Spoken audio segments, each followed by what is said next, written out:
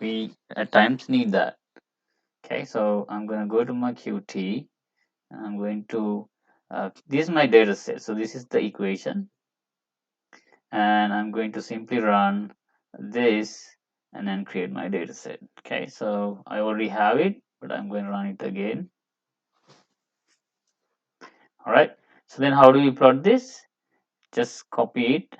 Okay, so this format is really important. So it's like x comma y, so it's a pair of x comma y, and then I have about 10 over here. So copy it, and I found this really useful website for plotting. So it's desmos.com. It's a online graphing calculator. So just what you have to do is just copy the data set and just paste it here. Okay, so we got the data set, right? So now we know that we kind of have a clue. Okay, we use this function. Okay, but we are going to fit this one. Okay, so imagine now you don't know this, you just have the data set.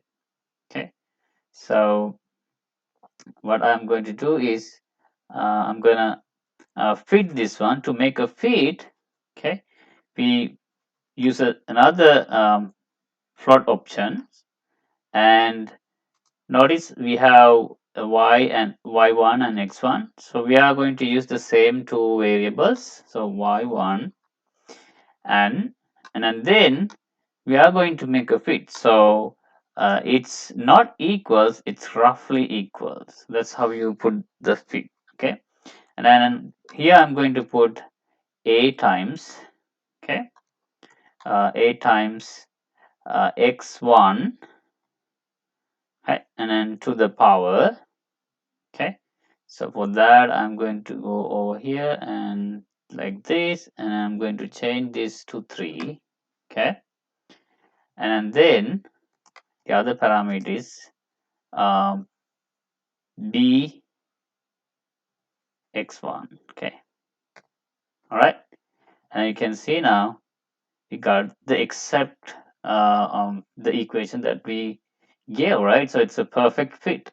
Okay, so you can see over here we have a is 10 and b is 2. Okay, so that's what I have. Okay, over here.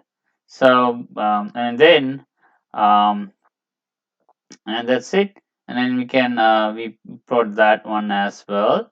Okay, so all right, so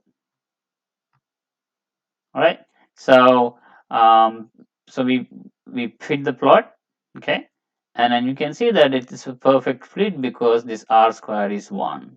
Okay, so these are the statistics.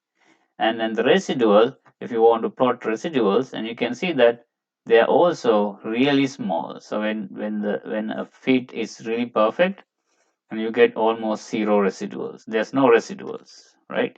So, and that's what we see over here.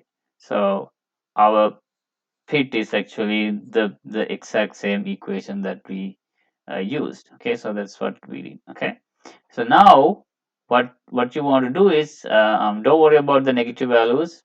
We are not dealing with negative n, right? So it's a number, the list, whatever the size of the data, right? The input data size.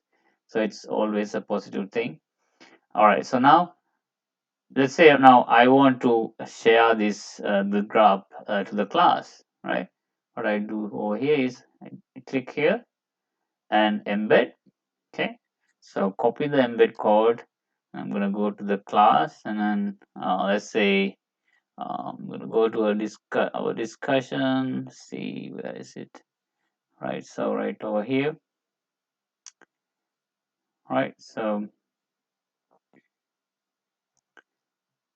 over here and reply.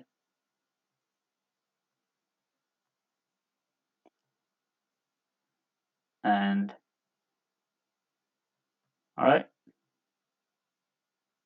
over here, click on this icon to get the HTML code, and then paste it.